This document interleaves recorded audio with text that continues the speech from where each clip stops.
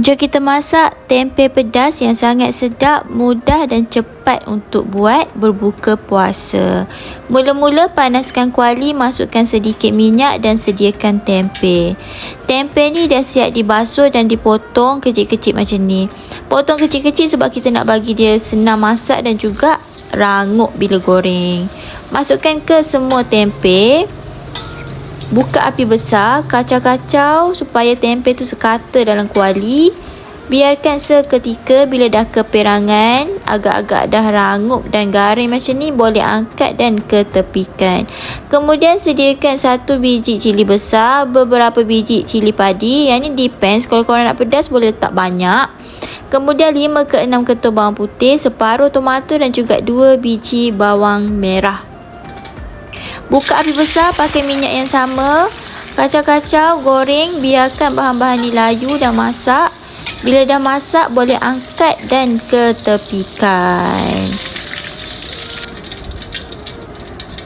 Kemudian kita akan tumbuk tempe dan juga bahan-bahan tadi. Pakai batu lesung, jangan blend sebab kita nak ada tekstur kasar-kasar tu. Masukkan sedikit demi sedikit dan tumbuklah.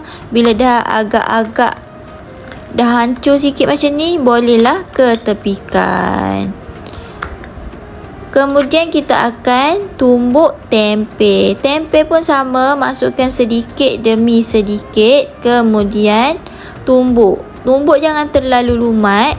Tumbuk agak-agak dia dah lenyek macam ni, boleh masukkan ke dalam bekas. Sebab kita nak ada tekstur crunchy bila makan dengan nasi putih. Makan tempe pedas, dia rasa rangup tempe tu masih terasa, okey?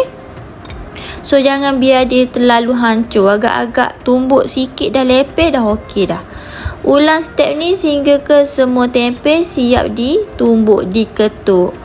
Okey, ini adalah hasilnya. Banyak jugalah tempe dan juga bahan-bahan tadi. Kemudian masukkan sedikit garam, sedikit perasa, dan nak bagi dia lagi kek, masukkan 1 biji limau.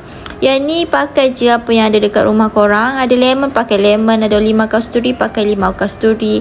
Ada limau nipis, pakai limau nipis sebab kita nak dia rasa masam-masam pedas. Kemudian kacau-kacau sehingga sekata dan juga sebati. Yang ni kalau korang nak kacau, korang letak dalam bekas besar sikit lah, senang sikit nak kacau. Okey, kacau-kacau biar dia sekata dan sebati. Kemudian hidangkan dalam pinggan. Tempe pedas ni sangat sedap guys. Makan dengan nasi putih, makan tempe pedas ni rasa pedas-pedas manja, masam, sangat-sangat sedap. Korang patut try buat, okay?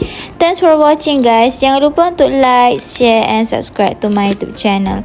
Bye, jumpa lagi. Assalamualaikum.